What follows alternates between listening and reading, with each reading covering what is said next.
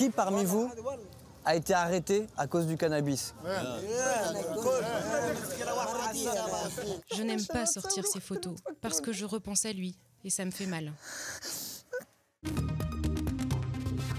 En Tunisie, fumer un joint peut vous faire condamner à 1 an de prison. Et ça en vertu d'une loi très répressive, la L52, qui date de la dictature de Ben Ali. Résultat, 5200 personnes sont actuellement derrière les barreaux pour consommation de cannabis, soit presque un tiers des détenus en Tunisie. Notre observatrice a eu sa vie brisée par la loi 52. Nous sommes partis à sa rencontre à Tunis. Bonjour. Bonjour, enchanté de vous rencontrer. Ouais.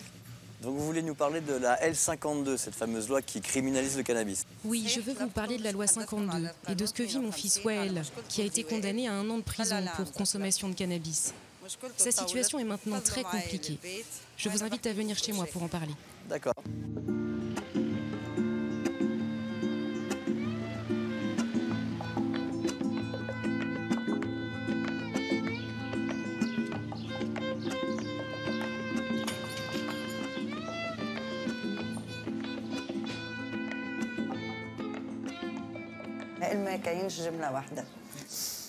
Ici, c'est la chambre des enfants.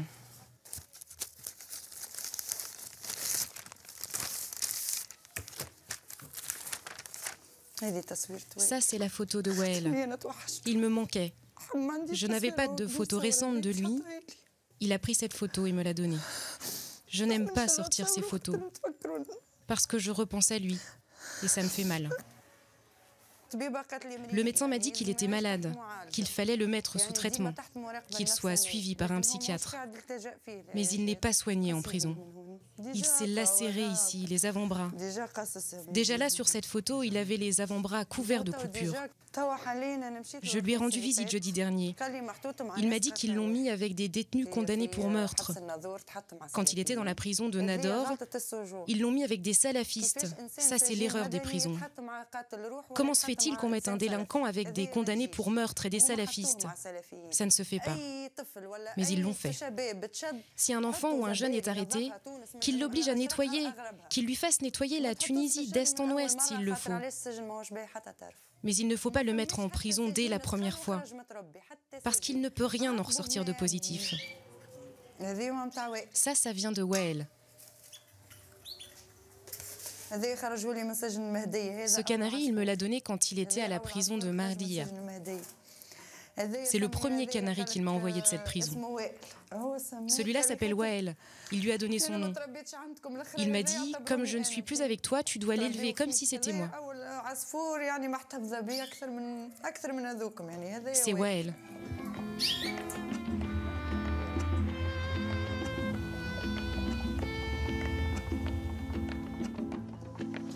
Ici, on est dans la banlieue défavorisée de Tunis. On nous a dit que c'était vraiment pas très difficile d'acheter du shit, du cannabis. On va aller vérifier ça.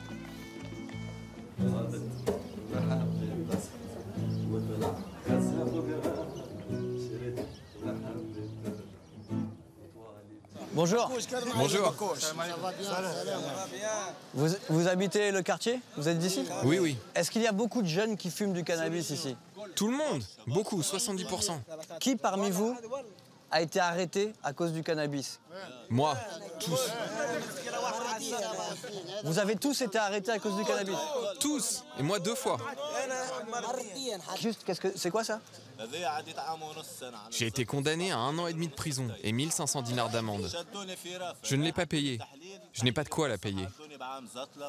Si tu ne la payes pas, tu retournes en prison.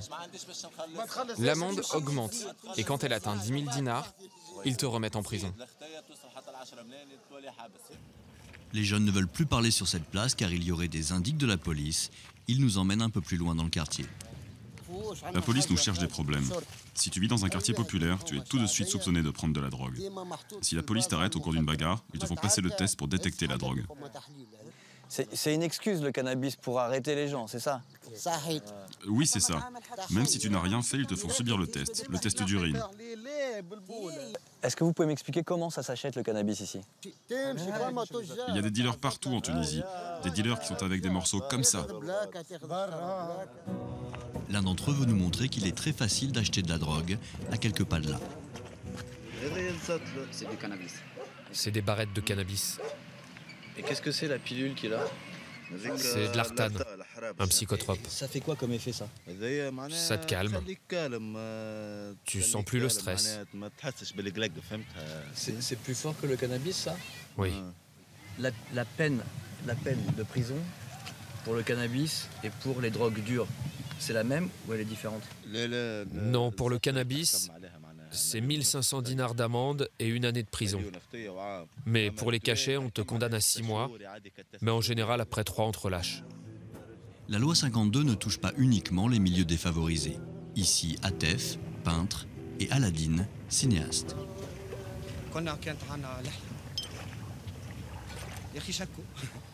On avait une barbe longue. Alors ils nous soupçonnaient de préparer un attentat chez mon ami Alaa. Ils ont débarqué. 15 policiers, 8 étaient cagoulés, armés. Ils ont fouillé la maison et n'ont rien trouvé en lien avec le terrorisme.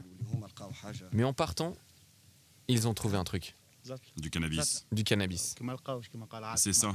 Comme ils n'ont rien trouvé d'autre, c'est devenu une affaire de cannabis. Ils ne voulaient pas rentrer sans avoir obtenu de résultat. Pendant les 6 jours, on était détenus à Nabeul. Ils ont essayé de nous faire passer le test d'urine à 3 reprises. On a refusé. On a le droit de refuser le test parce que c'est un droit. Je refuse de fournir une quelconque substance corporelle pour qu'elle soit analysée. Le test d'urine s'avère très efficace pour les policiers, car le cannabis peut se détecter plus de 3 semaines après sa consommation. Malgré leur refus d'être testés, les 2 artistes n'ont fait qu'1 mois de prison et pas 1 an. Ils ont été libérés pour vice de procédure. Parce que cette loi a été mise en place par Ben Ali en 1992 pour faire pression sur la jeunesse. Après 2011 et la soi-disant révolution, on utilise les mêmes lois de Ben Ali pour réprimer les jeunes, pour faire taire ceux qui veulent s'exprimer. Pour réprimer les artistes, par exemple. Comme nous, qui sommes dans le domaine artistique. Les jeunes issus des quartiers populaires, les petites gens, les gens ordinaires, on les empêche aussi de protester, de s'exprimer. Si le policier n'aime pas la tête de quelqu'un dans la rue, il lui fait passer le test sur le cannabis. Eux sont sortis, mais pour le fils de Fagera, la descente aux enfers continue. Condamné à 1 an de prison pour consommation de cannabis, Wael a successivement été condamné à 8 années supplémentaires pour violence contre le personnel pénitentiaire. Nous sommes en route pour un 1e procès. Pour Fagera, son fils ne fait que réagir au mauvais traitement qu'il subit en prison. Cette lettre a été écrite par mon fils. Il me l'a donnée en prison. Il veut que je la montre aux associations, à tout le monde, pour que sa voix soit entendue. Qu'est-ce qu'elle raconte cette lettre? Il dit tout ce qui se passe en prison, les tabassages, les insultes, l'humiliation, beaucoup de choses.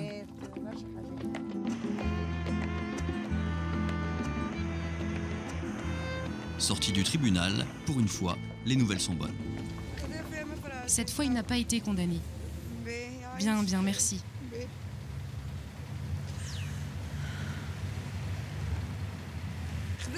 Il a été acquitté pour ce procès-là, mais il est toujours condamné à 9 ans de prison. Contre le cannabis, l'État a choisi la répression. Car côté prévention, rien n'est fait, ou si peu. Ne pas fréquenter un consommateur de drogue. Ne pas se rendre dans un lieu où on consomme de la drogue. Ne pas rester au chômage. Si tu restes au chômage, tu vas stresser, tu vas t'affaiblir. Et le vide va te faire rechuter. Personne ne sort d'ici avant d'avoir fait 1 mois de thérapie. Celui qui sort, je lui sors la calache, ok? Que Dieu vous aide.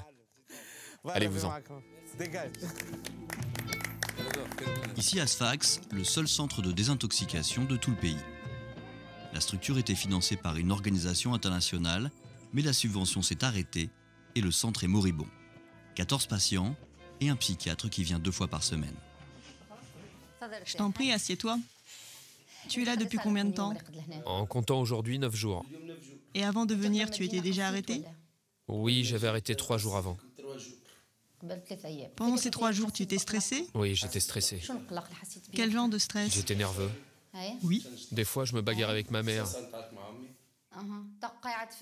Si tu restes à la maison, tu te bagarres avec ta mère. Oui, je me prenais la tête avec elle pour un oui ou pour un non, mais avec ma femme aussi. Bien, si ça ne va pas, tu dois nous avertir pour qu'on puisse t'aider et pour qu'on puisse te donner des conseils. Ne reste pas seul, tu n'es pas seul ici.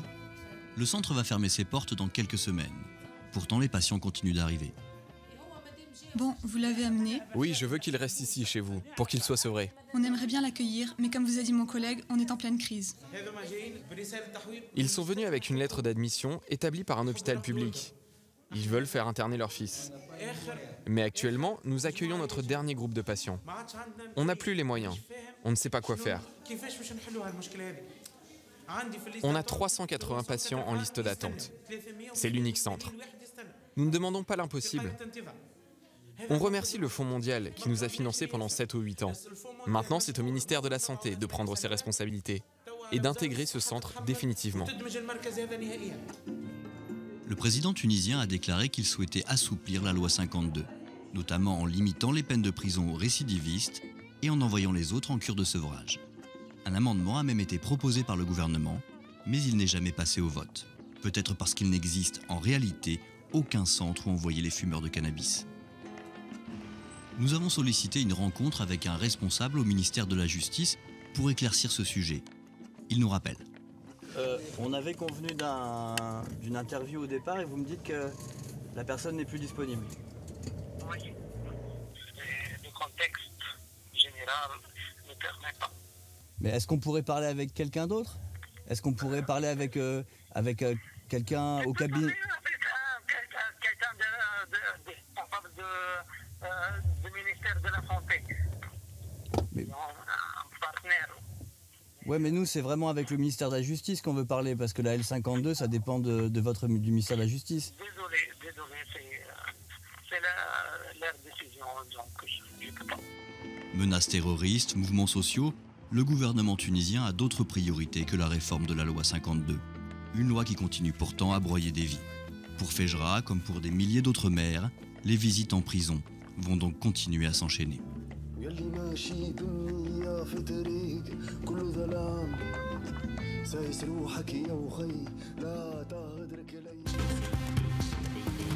Nous allons bien sûr rester en contact avec nos observateurs pour savoir si cette loi 52 va finalement être assouplie, comme cela a été promis par le gouvernement.